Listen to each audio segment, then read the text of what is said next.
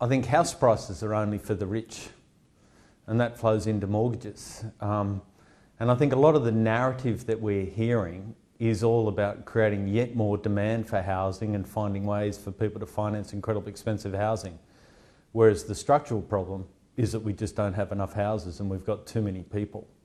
So I get the fact that politically it's great to talk about changing the serviceability buffer, but really it just increases the risk in the longer term. I'm very much in favour of what APRA are doing at the moment, but politically we need to have a response on the supply side rather than the demand side.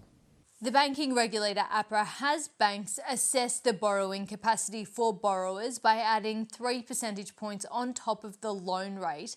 Now, there's been talk this week that should be lowered for first home buyers in particular, NAB adding its voice to that call. What are your thoughts? I just go back to, if I buy a house for 100 and I sell it to you for 200, I feel good. If I buy it back from you at 300, I'm really rich, but I've now got a $300 debt. The problem is that we kind of feel better about rising house prices, but we don't focus on how much debt you have. And it's really, if you look at it, it is such a massive structural problem in Australia and in many places, just that house prices have run too hard. And every time, and I've been doing this a long time, Alicia, I might look as though I'm 21, but I'm a little bit older. But the point I want to make is every time we see the government tinker with some kind of first home buyers grant or whatever, house prices neatly gap up by that amount the next weekend. We need a response with the number of houses. We really need a supply response. And this becomes a big issue going into the election. Old people like me that own a house die. Young people that can't afford to buy or can't afford to rent, they become a bigger proportion. This is why we're suddenly hearing about this now. If we look at the serviceability buffer, APRA established it as a minimum of 2% above the loan rate back in 2014. It then increased it to 2.5% in 2019, now to 3% in 2021. Could we just not go back to 2%? Would that help? Well, it depends where you think future interest rates are going. The real problem here essentially is that during COVID we had the cash rate cut to 0.1% and we had the Reserve Bank signalling that they didn't think they'd be raising rates for years. So people went out and borrowed thinking that they'd be able to service that loan for an incredibly long time at a very low rate. When interest rates go up, that's what causes the stress. So it really, I think APRA's settings are 100% prudent, but it's also very important to note that APRA do move that buffer around over time. But a lot of the debate I'm hearing is that you should change it for this person or that. What it does is it creates risks for people that borrow on high LVRs and high debt to income ratios. It creates real problems for them when interest rates move. So, I can remember seeing a cash rate of around 14%. Pre-COVID it was 0.75%, today it's 4.35%. It will move around, and this is what it's trying to do. It's really saying that if people can't be trusted to actually borrow at a sensible level, then perhaps we should impose these things that make the system a little bit safer. So I'm very much on APRA's side here. I think what they're doing is actually correct, but I do understand the politics and the frustration. But this is not a demand problem. This is a supply problem. And the problem is that whenever we see this happen, when you tinker with the demand, you make it worse. So I just think this is a massive retrograde step. And I'm sure that, friends of mine at the banks will come out and deride me for saying this, but if we just look at it, this is a global problem. Rates were too low during COVID. We let people borrow with abandon, and this is the issue we've got now. But the other thing in Australia, and it really is quite significant, is it doesn't impact everyone equally. We've got a third of people that are older than me, own my own house, interest rates go up, I earn more on my deposits, it's fantastic. We've got a third of people that rent. They tend to be lower socioeconomic groups. They get really hurt when rates go up because rents go up. Out of the third of people that have got a mortgage, about 50% of that group borrowed when rates were really low. So we've got a situation where about 40% of households are really hurt as rates go up, and 60% go, it's fantastic. And that's what's creating the stress in the economy right now.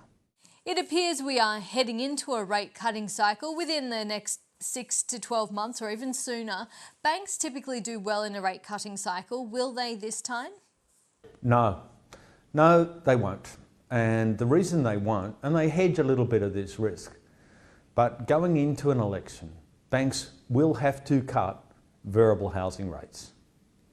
So on the asset side of the equation, they will earn less. And they can't hold any of that back going into an election because people don't like banks. But the flip side is there's a lot of their transactional deposit accounts where they already pay a negligible amount on. So as rates fall, you can't lower your deposit rates, but your lending yield goes down. Now they hedge some of this risk and it probably delays the pain for about 3 years, but they're not 100% hedged. So in a falling rate environment, margin goes down. But in a falling rate environment, normally you'd go, asset quality gets better, so you don't have loan losses. The banks are already incredibly well provided. So there's no positive impact on the loan loss side, there's a negative impact on the margin side. It is indisputably a negative for bank earnings. There are some signs that mortgage competition is heating up at the banks. Does that mean home borrowers can get a better deal if they can in fact afford a loan? Yes, there's no doubt about it. So what we've had now for quite a while is we've had ANZ, I believe, writing loans below the cost of capital, particularly through the mortgage broker channel. And that's reflected a low rate, no fees, but also mortgage cashbacks, which have come back, but they're probably between $2,000 to $3,000. We've had CommBank basically go, this is really silly, we're not going to write home loans below the cost of capital. And it really is a problem through the broker channel, so they've been concentrating on their proprietary or their branch channels. We've had NAB who have lost market share because they refuse to write loans below the cost of capital, but they seem to be getting slightly more competitive. But the danger is now that we've had Westpac literally in like the last 6 weeks come out and start to actually discount rates as well. Is this good? Yeah, it is good. It is good for basically households. But unfortunately, you've got a situation where the better it is for households, the more people have got to spend, it probably creates a little bit more upward sticky inflationary pressures.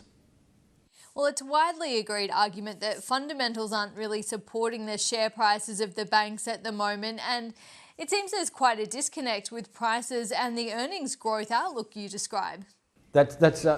Look, share prices don't reflect, sometimes they reflect the value of something, but sometimes they just reflect that more people want to buy it than want to sell it. Sometimes it's more people want to sell it than want to buy it. And we've had a situation where ever since the Fed pivoted in November of 2023, international funds and domestic fund managers for that point were underweight the Australian banks. And money is coming in, but the other issue that we had is we had China was probably getting worse. So if I've got money flowing into the market and I can't buy BHP, I can't buy Fortescue, where does it go? By definition, it's got to go into the banking stocks. The most significant thing just over the last few weeks is now that China is stimulating, and aggressively so, we can see quite a significant rotation from domestic banking stocks into the resources stocks. Now, I personally don't think that's over, but that is one of the things to point the fact that share prices perhaps could trade down to where fundamentally they should be. But to give an example, I would argue that they're anywhere between 25 and say 40% overvalued to theoretically what they are worth. Are there any banks that you like? Well, Alicia, I don't like anyone. I really don't like anything. But on the banking sector at the moment, I can't tell you when you'll have them trade back to fundamental values. So if you talk about fundamental values, let's be very clear, there are no traditional banking stocks that offer value. When it comes to the relative merits of where we are, at the moment I worry somewhat about ANZ. The bond trading risk creates asymmetric negative risk. I worry that Westpac has run too hard and is now cutting price. CommBank has also run very hard, and we can now see that kind of reversing. I think National Australia Bank wins by default for now.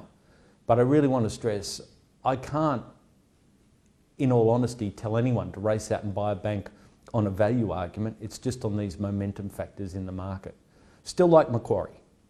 Macquarie looks like they're bringing quite a bit of competition to the Big Four. Yeah, but the story on Macquarie is not their banking and financial services business. It's the Macquarie Asset Management business. They're the world's biggest infrastructure fund manager.